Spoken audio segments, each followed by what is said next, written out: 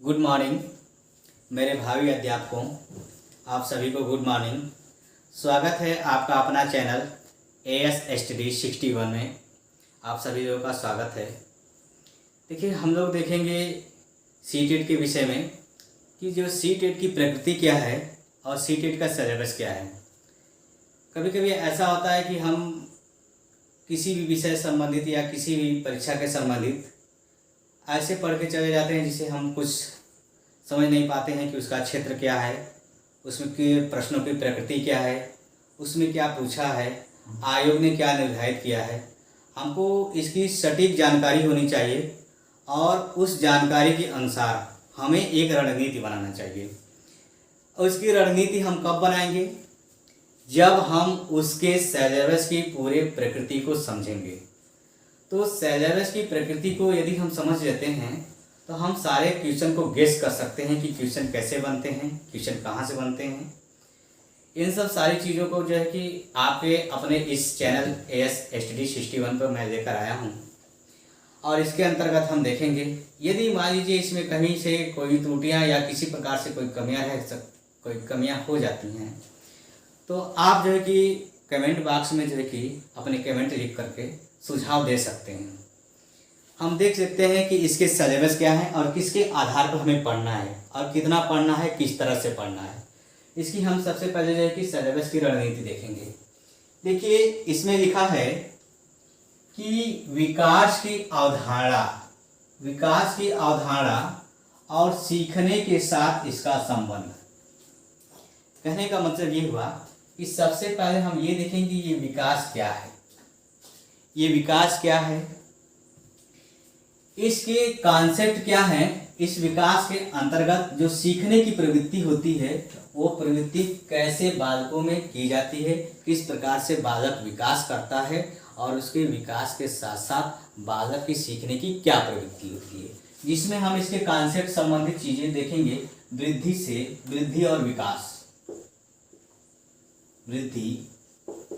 और विकास, यहां से हम कॉन्सेप्ट को शुरू करेंगे। दूसरी बात हो जाती है दूसरे लाइन में कि बच्चों के विकास के सिद्धांत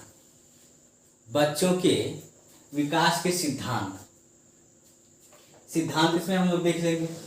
इसके बाद आनुवंशिकता और पर्यावरण का प्रभाव, यानी कि जो विकास है और जो ये सिद्धांत है और ये जो बालक के सीखने के साथ जो संबंध है, यह संबंध आनुवंशिकता और पर्यावरण का क्या प्रभाव पड़ता है, इसको हम लोग देख लेंगे। आनुवंशिकता और पर्यावरण को देख लेंगे। इसके बाद सामाजिकरण प्रक्रिया, जिसमें हमें देखना है सामाजिक दुनिया और बच्चे। कौन सी सामाजिक दुनिया? जो बच्चे की सामाजिक दुनिया, जिसमें क्या है, पास पड़ोस होते हैं। इसमें क्या है, मुख्य रूप से शिक्षक आ जाएंगे, माता पिता आ जाएंगे और इसके बाद जो है कि साथी आ जाएंगे। इसके बाद हम लोग देखेंगे कि इस विकास के अंतर्गत जो सिद्धांत हैं, किनके सिद्धांत देखने हैं? पियाजे के, कोहलबर्ग के, वाइगोत्स्की के। और इसके अंतर्गत इस विकास के क्या निर्माण है और इस सिद्धांत में क्या आलोचनात्मक दृष्टिकोण है, इसको हमको देखना है। इसके बाद हम लोग देख लेंगे बाल केंद्रित, यानी कि जो शिक्षा की जो प्रणाली बनाई गई है वह वर्तमान प्रणाली जो बाल केंद्रित, जो बालक पर निर्धारित है, उसके परिप्रेक्ष्य में देखना है। फिर देखना है प्रगतिशील शिक्षा, यह बाल केंद्रित शिक्षा किस प्रकार से निर्धारित की गई है, उसको देखना है। फिर इसके बाद इस प्रगतिशील शिक्षा की अवधारणा।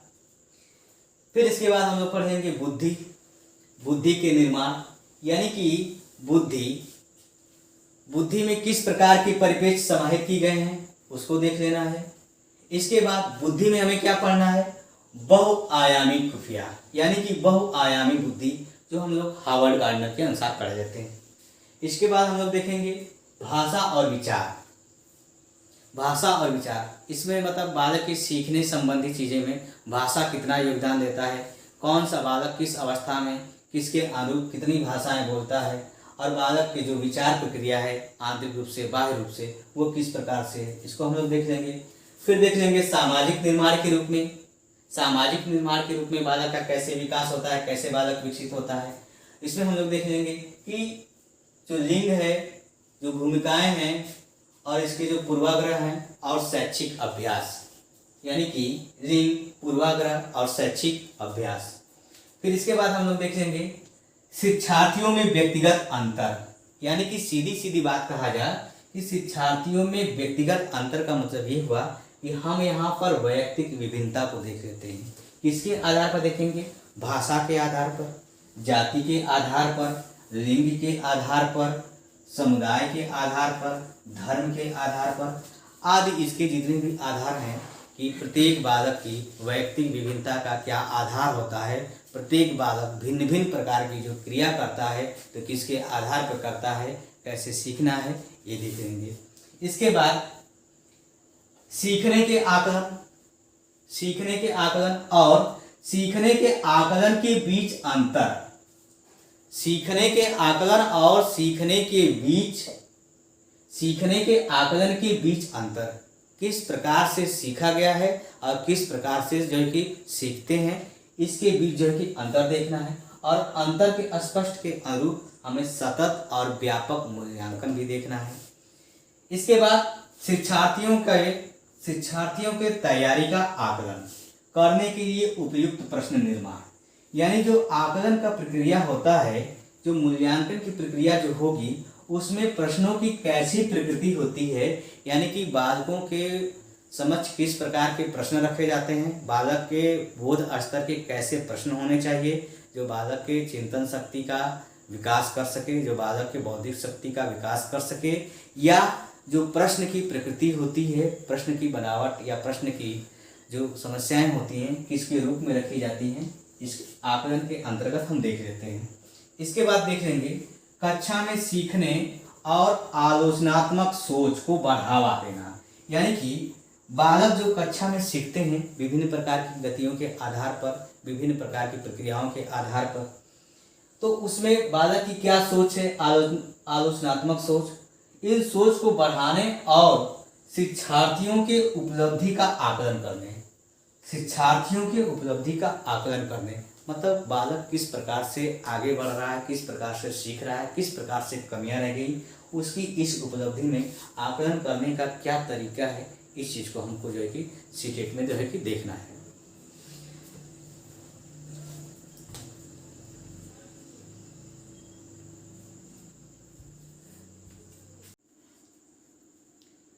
आइए अब आगे देख लेते हैं आगे सिलेबस में क्या है।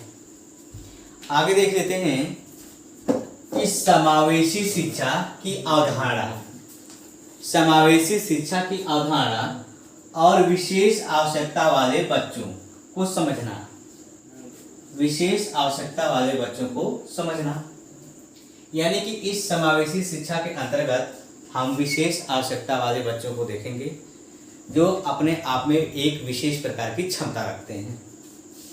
जैसे इसमें आपकी जो है कि प्रतिभाशाली बालक, सृजनशील बालक आ जाते हैं, पिछड़े बालक आ जाते हैं, दृष्टिबाधित बालक आ जाते हैं। इस तरह से बालकों को हम लोग देखेंगे। इसके बाद देखेंगे वंचित और वंचित सहित विविध पृष्ठभूमि के शिक्षार्थियों को संबोधित करना, यानी कि विविध पृष्ठभूमि, यानी समावेशी शिक्षा में हम लोग देखेंगे कि जो बालक विभिन्न प्रकार के, चाहे किसी भी पृष्ठभूमि से हों, किसी भी परिवेश से हों, सभी को जो है कि संबोधित करना शिक्षा के अनुरूप, समावेशी शिक्षा के अनुरूप। इसके बाद देखेंगे सीखने की कठिनाइयों को, नुकसान आदि वाले बच्चों को जरूरतों को पूरा करना, यानी कि बच्चों को सीखने संबंधित कहाँ कठिनाइयाँ हो रही हैं, कहाँ पर जो है कि उन्हें नुकसान है, बच्चों को सीखने की क्या आवश्यकता है, क्या जरूरत है, उसको जो है कि पूरा करना इस समावेशी शिक्षा के अंतर्गत देखना है।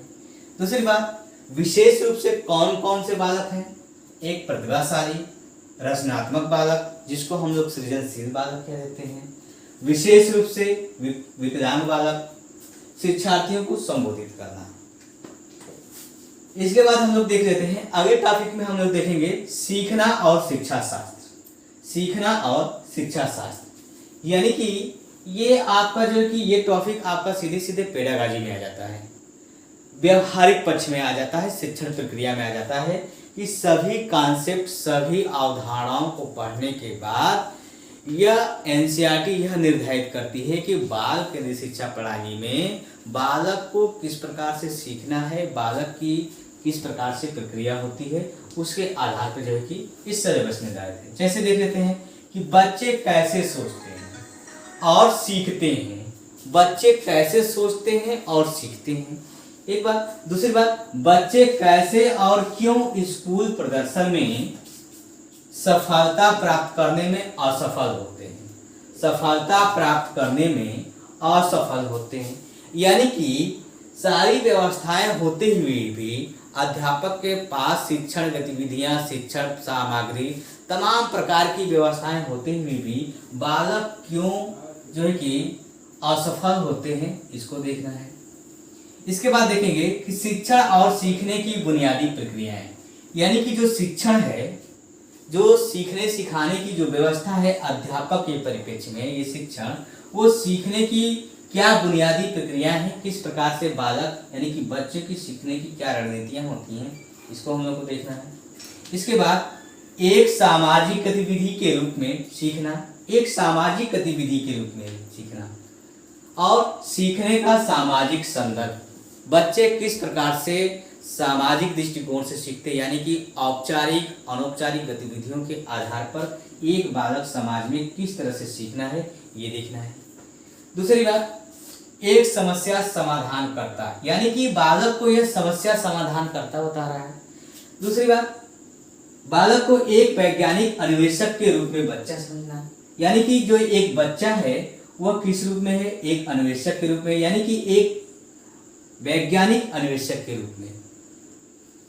दूसरी चीज देखना है कि बच्चों में सीखने की वैकल्पिक अवधारणाएं, बच्चों में सीखने की वैकल्पिक अवधारणाएं का मतलब हुआ कि एक बालक सिर्फ एक ही प्रकार से नहीं सीखता, वह अनेक विकल्पों के आधार पर सीखता है। और अगली पॉइंट, बच्चों की त्रुटियों को सीखने की प्रक्रिया, यानी कि प्रत्येक बालक त्रुटि करके सीखता है, तो उसके त्रुटि की करने की क्या प्रक्रिया होती है, वह किस तरह से सीखते हैं, किस प्रकार की त्रुटियां करते हैं और उनकी त्रुटियों को कितना महत्व देना है शिक्षा में, ये देखना है।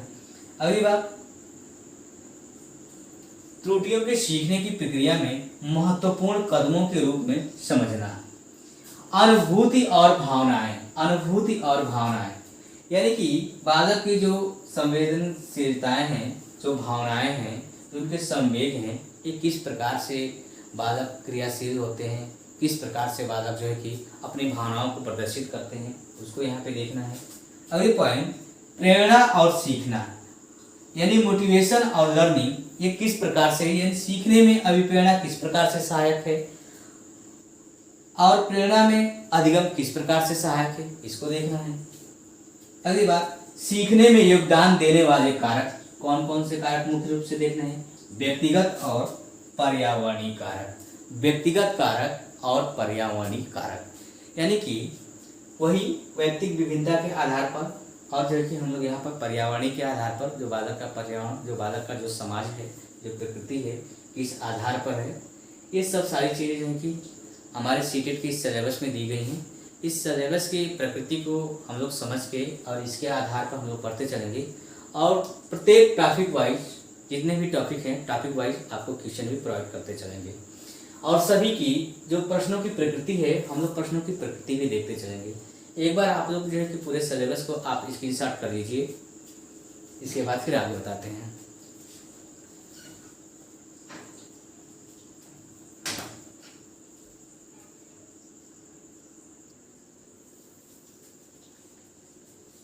सिलेबस के आधार पर हमने इस सिलेबस की प्रकृति को देख लिया।